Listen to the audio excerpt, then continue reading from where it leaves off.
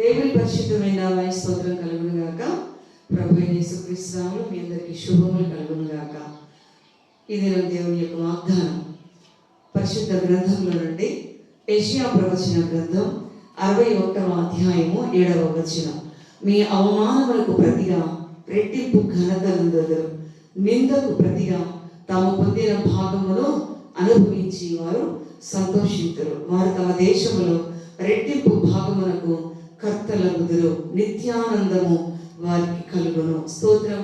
అవమానాలను ఆశీర్వాదముగా, నిందలన్నిటినీ దీవెనలుగా మార్చి, నేను వేసే ప్రతి అడుగులో నీవే నా దీపమై, చిరునవ్వుతో నింపిన యేసయ్యా, చిరునవ్వుతో నింపిన యేసయ్యా.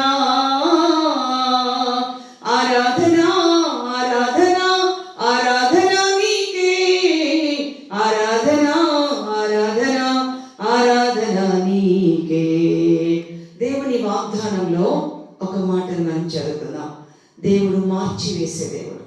ప్రతిదానికి బదులుగా, నిందకు ప్రతిగా, అవమానములకు ప్రతిగా రెట్టింపు ఘనతనిచ్చువాడు ఆయన.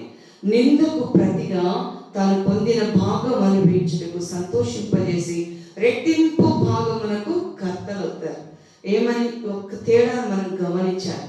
అవమానములకు ప్రతిగా ఘనత, అలాగే నిందలకు ప్రతిగా రెట్టింపు భాగమునకు కర్తలవుతారు అన్నారు.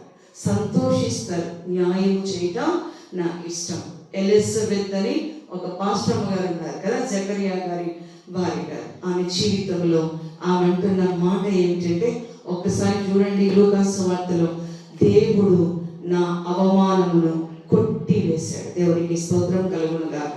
అవమానములను దూరం చేసేవాడు కనుక ఈ నెలలో ఇప్పటి వరకు ఎటువంటి పరిస్థితుల్లో ఉన్నారు. లూకా సువార్త 1వ అధ్యాయంలో మనం చూస్తే 24వ వచనంలో, మనుష్యులలో నాకుండిన అవమానమును తీసివేసిన దేవుడు. ఎవరిలో ఉందండి? ఎవరిలో అంటే మనుష్యులలో నాకుండిన అవమానమును తీసివేసిన దేవుడు. ఎవరు ఇటువంటి పరిస్థితిలో ఉన్నారు? దేవుని వైపు చూద్దాం. దేవుడు రెట్టింపు ఘనతను, రెట్టింపు ఖ్యాతిని, రెట్టింపు ఆశీర్వాదమును దేవుడు దయచేయును గాక, ఆశీర్వదించును గాక. Bless you. Praise the lord.